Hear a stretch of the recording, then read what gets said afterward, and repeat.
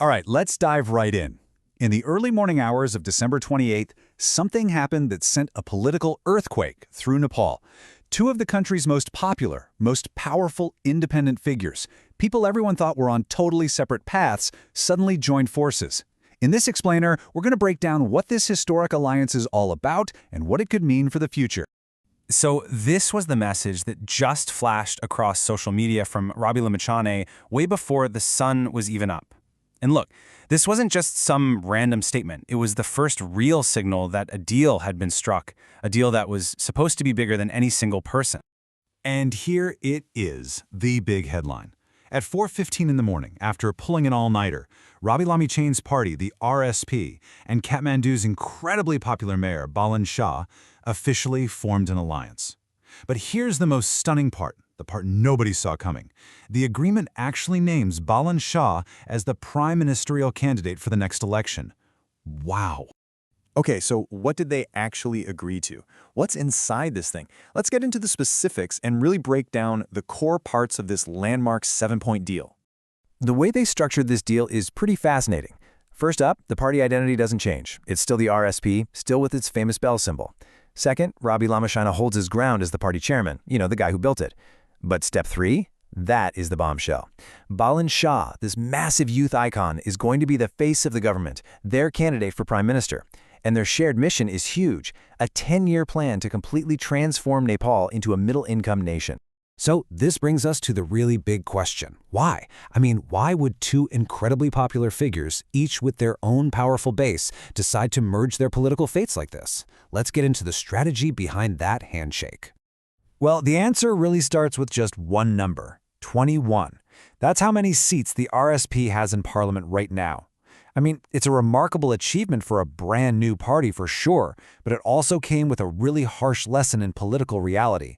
And that lesson was what some people are calling the tyranny of numbers.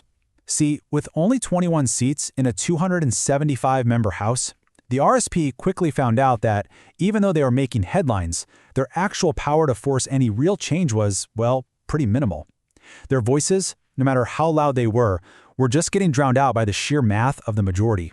And this quote right here from RSP Vice Chairman Dr. Swarnam Waghel just captures that frustration perfectly. He says, "With a minority, we learned that nobody listens. It's such a candid admission that all the enthusiasm and great ideas in the world just aren't enough. In a parliamentary system, you need the numbers to make anything happen." And that realization, that was the main driver for seeking out a powerful alliance.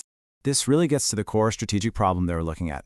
If alternative forces like the RSP and Balen's movement stayed separate, they just end up splitting the anti-establishment vote. And you know what that means? The old guard keeps power. But by uniting, they can consolidate that vote into one powerful bloc, creating a real, credible threat to actually form a majority government. It's a calculated gamble, all to stop history from just repeating itself. But listen, this agreement didn't just happen overnight. The path to that 4:15 a.m. signing was this dramatic, high-stakes negotiation that almost completely fell apart. So let's pull back the curtain and see how it all came together. The whole thing started with this 6-hour marathon meeting between Rabi and Balen. But instead of bringing them closer, it actually created more distance. The deal was basically on the verge of collapse. The real turning point came a few days later, when Dr. Waghel caught up with Rabi at the airport. He pitched a whole new way of looking at it: courage, sacrifice, and hope. And that clicked. With that new mindset, the final make-or-break negotiation began late at night in the studio and went all night long, ending with that historic signing. And it's so important to recognize the people who made this happen behind the scenes. Guys like RSP's Shashir Kanal and Asim Shah, along with Balen's advisor Kumar Ben, these guys spent weeks in back-channel talks, managing egos, bridging these huge gaps, just to make that final negotiation even possible. But of course, signing a piece of paper, that's one thing. Making it actually work is a whole different ballgame. An alliance this huge, built around two massive personalities, is definitely facing a road filled with challenges. And the central challenge is right here. You've got two stars, but only one stage.